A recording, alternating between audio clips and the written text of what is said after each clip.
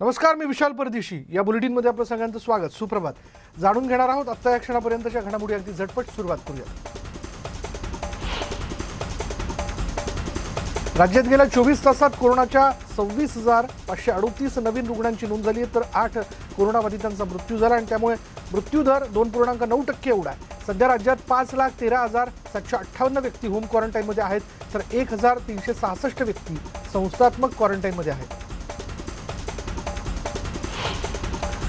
राज्यात काल एका दिवसात 144 ओमायक्रॉनचे रुग्ण आढळलेत. यात मुंबईतील 100 रुग्णांचा समावेश आहे, तर नागपुरात 11, ठाणे आणि पुण्याचे प्रत्येकी 7, पिंपरी चिंचवडमध्ये 6, कोल्हापुरात 5, अमरावती, उल्हासनगर आणि भिवंडी, निजामपूर, मनपा प्रत्येकी 2, पनवेल आणि उस्मानाबाद प्रत्येकी 1 नवे रुग्ण आहेत. तर आजपर्यंत राज्यात एकूण 797 ओमायक्रॉन विषाणू बाधित रुग्ण जे आहेत त्यांचे रिपोर्ट समोर आले. मुंबईत 15,166 नव्या कोरोना रुग्णांची नोंद करण्यात आली. आतापर्यंत एका दिवसात सर्वाधिक बाधित रुग्ण, मागचे सगळे रेकॉर्ड मोडणारी कोविड बाधितांची 462 संख्या असणारी जी आकडेवारी ती समोर येताना दिसते. इमारत सील करण्यात आली आहे, तर 20 कंटेनमेंट झोन आहेत, त्या ठिकाणी देखील लक्ष ठेवलं जाते. तर चाचणी झालेल्या प्रत्येकी 4 पैकी 1 जण बाधित आहे. गोव्याहून मुंबईला परतलेल्या कॉर्डिलिया क्रूजवरील 143 जणांचे कोरोना अहवाल आतापर्यंत पॉझिटिव्ह आले. हे क्रूज मुंबईत दाखल झाल्यानंतर यातील प्रवाशांची कोरोना चाचणी करण्यात आली. कोरोनाबाधित रुग्णांच्या वाहतुकीसाठी 17 आसनिक क्षमतेच्या 5 रुग्णवाहिका तैनात करण्यात आल्या होत्या. कॉर्डिलिया क्रूज मुंबईत आल्यानंतर यातील कोरोनाबाधित असलेल्या 60 रुग्णांना भायखळ्यामधील Richardson and Cruddas jumbo Covid सेंटरमध्ये तसंच विविध हॉटेल्समध्ये दाखल करण्यात आले. दरम्यान ज्यांचे अहवाल निगेटिव्ह आलेत त्यांना 7 दिवसांचं होम क्वारंटाईन सक्तीचं करण्यात आलं.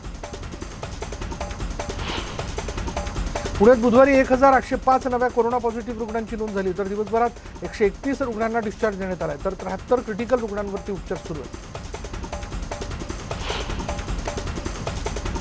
रत्नागिरीत आरोग्य विभागाचा भोंगळ कारभार चव्हाट्यावर आलाय. एका 15 वर्षाच्या मुलाला एकाच वेळी लसीचे 2 डोस देण्यात आले. चिपळूणमधील दुर्गावाडीत हा धक्कादायक प्रकार घडला. दरम्यान 2 डोस दिलेल्या त्या मुलाला खबरदारी म्हणून कामथे इथल्या उपजिल्हा रुग्णालयात दाखल करण्यात आलं.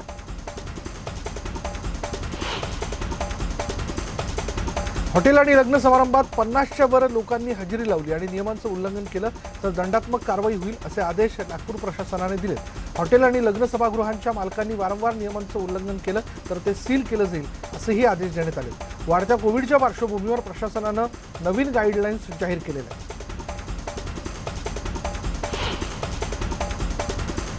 गडचिरोलीत कोरोनाचा शिरकाव झालाय. 19 CRPF जवानांना कोरोनाची लागण झाली. बाहेरून आलेल्या जवानांना कोरोनाची लागण झाल्याचं कळतंय, तर एकूण 24 जणांना कोरोनाची लागण झाली. उस्मानाबाद जिल्ह्यात कोरोना रुग्ण संख्येत वाढ होताना दिसते. जिल्ह्यात सध्या 113 जणांवर उपचार सुरू आहेत. दरम्यान गेल्या 5 दिवसात जिल्ह्यात कोरोनामुळे एकाचाही मृत्यू झालेला नाही, ही दिलासादायक बाब आहे. नांदेडमध्ये कोरोना रुग्णांच्या संख्येत वाढ होते. नांदेडमध्ये गेल्या 5 दिवसात 57 जणांना कोरोनाची लागण झाली. दक्षिण आफ्रिकेतून नांदेडमध्ये आलेल्या 3 जणांना ओमायक्रॉनची लागण झाल्याचा अहवाल आला. बीड जिल्ह्यातील कोरोना रुग्णांची संख्या जी ती वाढताना दिसते. गेल्या 2 दिवसात कोरोनाचे 22 नवे रुग्ण आढळून आलेत आणि त्यामुळे बीडकरांच्या चिंतेत वाढ झाली.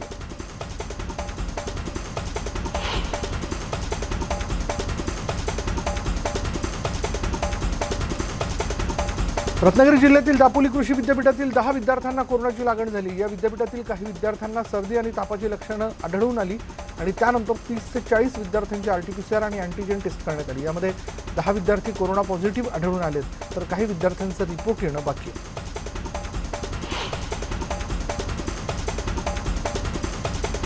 अमरावती जिल्ह्यात कोरोना रुग्णांच्या संख्येत वाढ होताना दिसते. गेल्या 24 तासात अमरावती जिल्ह्यात कोरोनाच्या 39 नव्या रुग्णांची भर पडली आहे. कोरोनाचा पॉझिटिव्हिटी रेट हा 5% जाऊन पोहोचला. जिल्ह्यात सध्या कोरोनाचे 105 ॲक्टिव्ह रुग्ण आहेत. अमरावती जिल्ह्यात युगांडावरून आलेल्या 2 रुग्णांचा ओमायक्रॉनचा अहवाल पॉझिटिव्ह आला.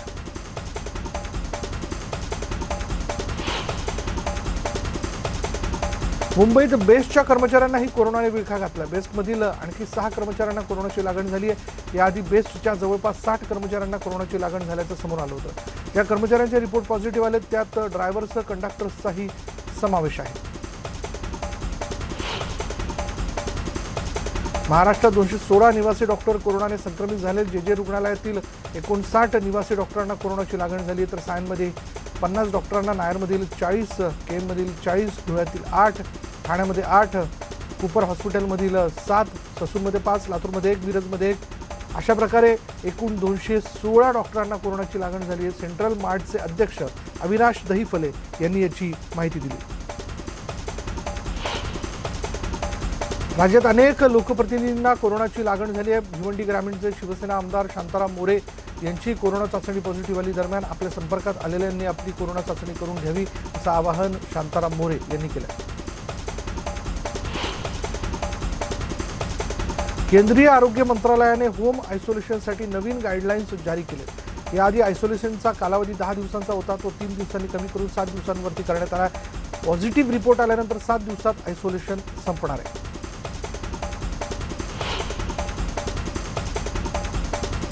नंदुरबारमध्ये वाढत्या कोरोना रुग्णसंख्येच्या पार्श्वभूमीवर पोलीस पुन्हा एकदा ॲक्शन मोडमध्ये आले.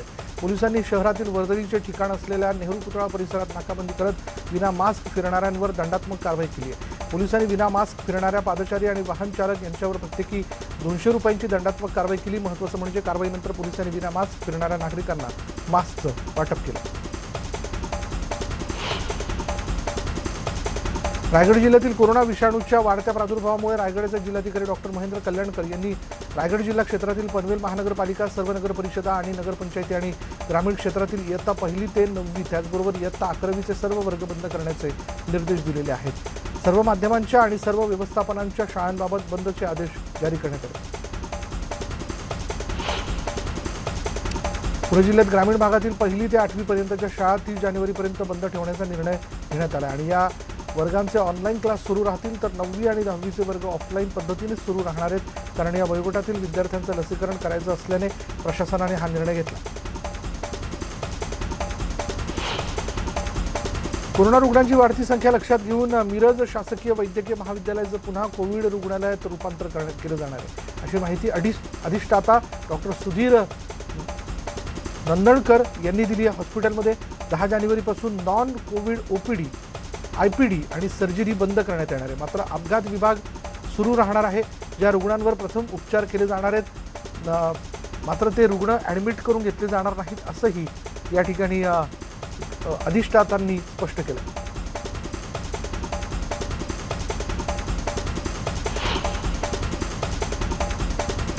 पंतप्रधान नरेंद्र मोदींच्या दौऱ्यात सुरक्षेचा भंग झाल्याची घटना पंजाबमध्ये घडली. हवामान खराब असल्याने पंतप्रधानांनी हेलिकॉप्टरऐवजी रस्त्यानं प्रवास केला. मात्र आंदोलकांनी उड्डाणपुलावर हा ताफा रस्त्यात अडवला. पंतप्रधान 15 ते 20 मिनिटं फ्लायओव्हरवर अडकले होते आणि या गंभीर सुरक्षेतील त्रुटींची दखल घेत गृह मंत्रालयाने राज्य सरकारकडून सविस्तर अहवाल मागवला असून राज्य सरकारलाही या चुकांची जबाबदारी निश्चित करून कठोर कारवाई करण्यास सांगितलं.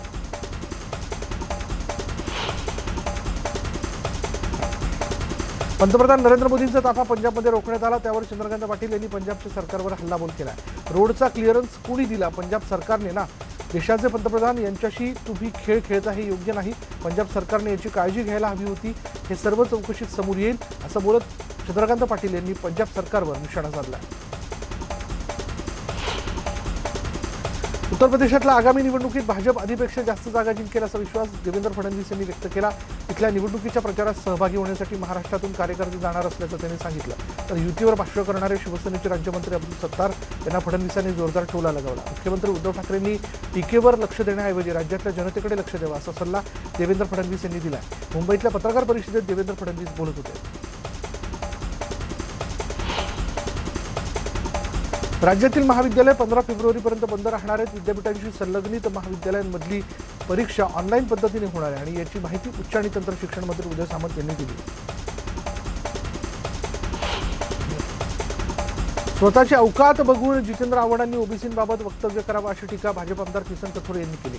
2 दिवसांपूर्वी ठाण्यात गृहनिर्माण मंत्री जितेंद्र आव्हाड यांनी ओबीसींबाबत वादग्रस्त वक्तव्य केलं होतं. त्यानंतर ओबीसी समाज आणि नेत्यांकडून त्यांच्या विरोधात संतापाची लाट उसळली.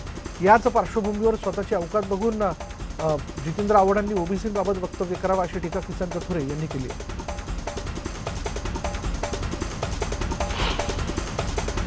जुन्नरमधील विकास कामांवर पुणे जिल्ह्यातील आजी माजी आमदारांमध्ये चांगली जुंपली. महाविकास आघाडीतील शिवसेनेचे माजी आमदार शरद सोनवणे आणि राष्ट्रवादी काँग्रेसचे आमदार अतुल बेनके यांच्यामध्ये भर कार्यक्रमात शाब्दिक चकमक उडाली.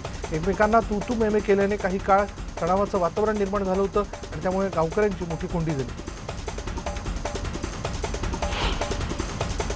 ठाणे जिल्ह्यात सर्वात जास्त भात पीक भिवंडी तालुक्यात घेण्यात येत असून शेतकऱ्यांचा पिकलेला भात तालुक्यातील शासनाच्या दुगाड फाटा इथे भात खरेदी केंद्रावर घेतला जातो. शासनाने भात खरेदीची तारीख 31 जानेवारीपर्यंतच ठेवल्याने शेतकऱ्यांनी भात खरेदी केंद्रावर मोठी गर्दी केल्याने एकच झुंबड उडाली. त्याचप्रमाणे धोकादायक छताखाली भाताच्या गोण्यांबरोबर शेतकरी थांबल्याने शेतकऱ्यांच्या जीवाला धोका निर्माण झाला आणि त्यामुळे भात खरेदी करण्याची मुदत देऊन बोनस देखील देण्यात यावा अशी मागणी शेतकऱ्यांनी केली आहे. छत्रपती शिवाजी महाराजांचे वंशज खासदार युवराज संभाजीराजे छत्रपती यांनी श्री क्षेत्र भीमाशंकर इथे नववर्षाच्या निमित्ताने भेट देऊन अभिषेक केला. यावेळी देवस्थानच्या वतीने संभाजीराजेंचा सन्मान करण्यात आला. यावेळी छत्रपती शिवाजी महाराजांनी भीमाशंकर इथल्या नागरिकांना सनद दिल्याची माहिती पुजारी आणि ग्रामस्थांनी दिली. यावेळी विश्वस्त पुजारी आणि ग्रामस्थांनी संभाजीराजेंचे आभार मानले.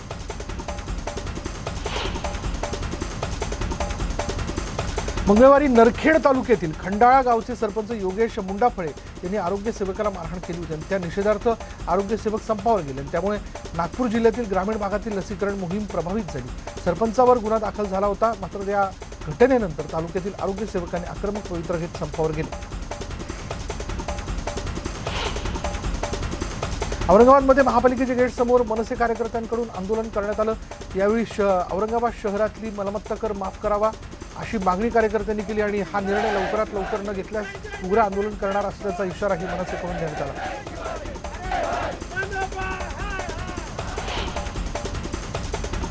मावळमधील तळेगाव आगारातील एसटी कर्मचाऱ्यांनी स्वेच्छा मरणाची परवानगी मागितली. एसटी महामंडळाचं राज्य शासनात विलिनीकरण करा, अन्यथा आम्हाला स्वेच्छा मरणाची परवानगी द्या अशी मागणी इथल्या एसटी कर्मचाऱ्यांनी केली. या मागणीचं पत्रच त्यांनी मुख्यमंत्री उद्धव ठाकरेंना पाठवलं. महात्मा गांधींविषयी अपमानास्पद वक्तव्य केल्याप्रकरणी कालीचरण महाराजाला पुण्यातील कोर्टाने 1 दिवसाची पोलीस कोठडी सुनावली. छत्तीसगड पोलिसांनी कालीचरण महाराजला 30 डिसेंबर रोजी अटक केली होती. कालीचरण महाराजांविरोधात पुण्यातही गुन्हा दाखल झाला. या प्रकरणी पुणे पोलिसांनी कालीचरण महाराजांचा ट्रान्झिट रिमांड मागितला होता, जो मंजूर झाल्यानंतर त्याला पुण्यात आणण्यात आला.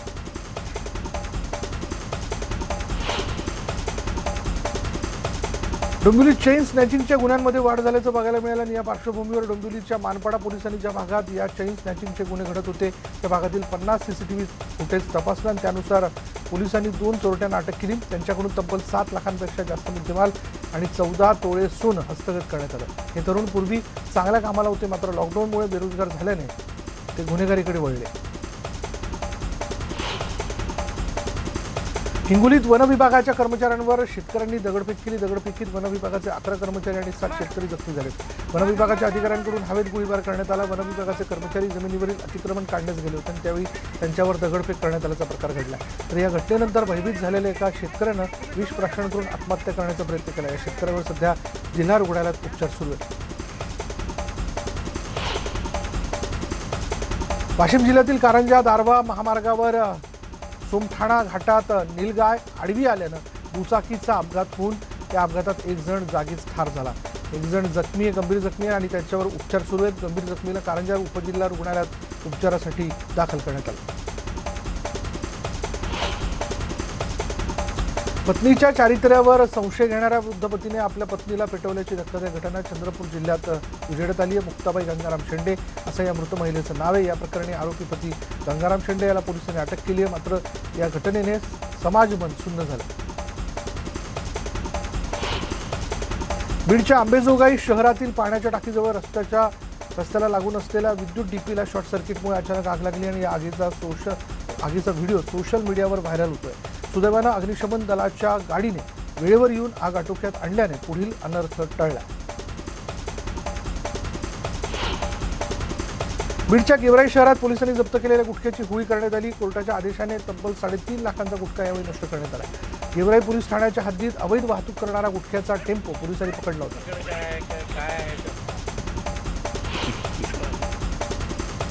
राज्य उत्पादन शुल्क विभागाच्या भरारी पथकाने बुधवारी वरळी मुंबई या ठिकाणी विदेशी मद्याविरोधात कारवाई करून आरोपीस अटक केली। या प्रकरणात विदेशी मद्य पुरवणाऱ्या मुख्य सूत्रधारास अटक करण्यात आली असून फरारी आरोपींचा तपास सुरू आहे। या गुन्ह्यात शहजाद हसनैन कुरेशी आणि मोहम्मद दानिश मुश्ताक अहमद खान या 2 आरोपींना अटक करण्यात आली। गुजरातच्या सुरत शहरात गॅस गळती झाल्याने एकच खळबळ उडाली आहे। गॅस गळतीमुळे 5 जणांचा मृत्यू झाला असून 20 जणांची प्रकृती गंभीर आहे। त्यांच्यावर सध्या रुग्णालयात उपचार सुरू आहेत। GIDC मध्ये टँकरमधून गॅस गळती झाल्याचं समोर आलं।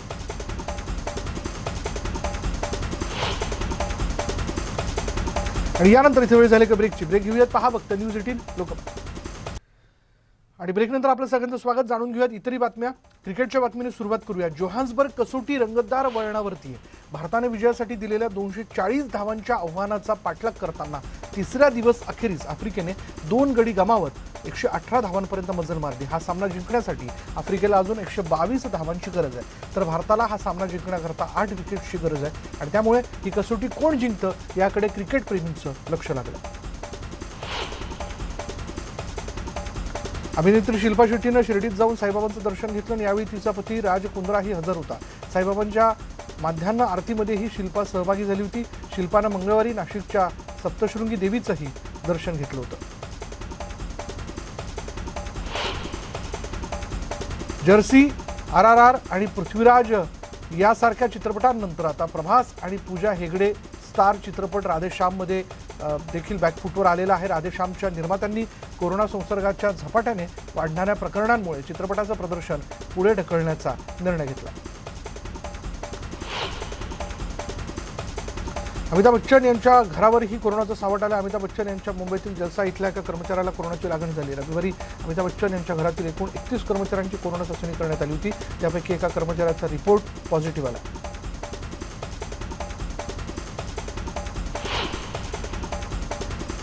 यानंतर स्पीड न्यूज बुलेटिनमध्ये इथेच थांबणार आहोत। पहा फक्त न्यूज 18 लोकमत।